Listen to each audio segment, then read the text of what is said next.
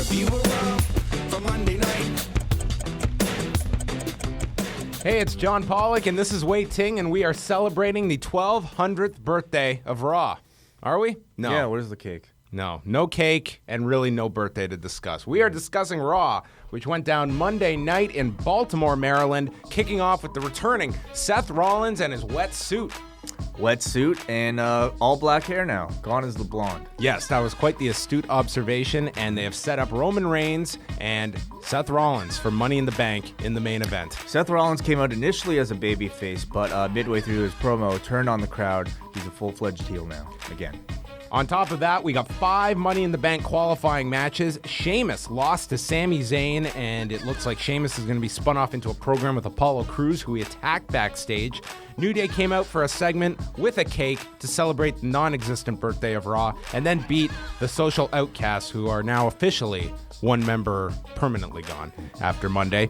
Cesaro defeated The Miz in another qualifying match, and it seems like they are building up this year's Money in the Bank with a lot of quality opponents in here. Very strong contenders. We have obviously the two mentioned. We also have Chris Jericho, who is in the match that you're about to talk about next. He was next, and Chris Jericho beat Apollo Crews. Some awkwardness in this one as Apollo Crews lost his balance on this kip up and nearly got decapitated here by Chris Jericho. But Chris Jericho wins the match, bandages and all, from his tack spots on Sunday.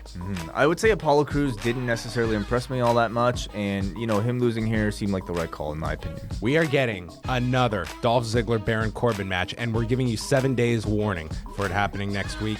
Big Cass came out with the returning Enzo, and it led to Big Cass defeating Bubba Ray Dudley, and Enzo did get involved physically as well, so it looks like he is fully cleared now to return. Great reaction for Enzo's return, and it looks like he's going to be a manager of sorts for Big Cass's singles push continuing. The big segment on the show was Charlotte coming out with Ric Flair and Dana Brooke, Ric Flair putting over his daughter, and then Charlotte cutting the promo of all promos, kicking her father to the side and running him down. Flair was in tears, Rick that is. I thought this was a great segment, and it looks like this was the write-off of Ric Flair.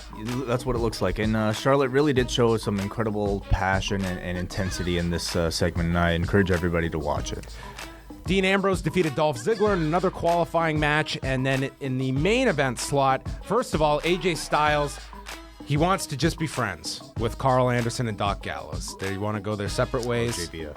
And then in the main event, we had Kevin Owens defeating AJ Styles clean. A great match, ending with a pop-up powerbomb by Kevin Owens. I thought the crowd, they weren't super hot for the third hour, but this was a great main event and back-to-back nights for AJ Styles, who was hurt last week with a busted-up ankle. Just amazing, both guys. And I like the decision of putting Owens over your number one contender in AJ Styles. It automatically puts Kevin Owens up in that upper echelon. And kind of sells the effects of that main event as well, and I think Owens is a big favorite in that Money in the Bank match. That is Raw in 3 minutes, and now overtime.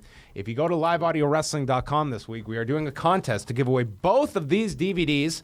All you have to do is tweet us at Law Radio and tell us your favorite Canadian wrestler in history. It can be any Canadian wrestler with roots, and that would include Sami Zayn and not include Sheamus. Simply use the hashtag Law Contest, and we will be giving these away, if they're not broken, by Friday.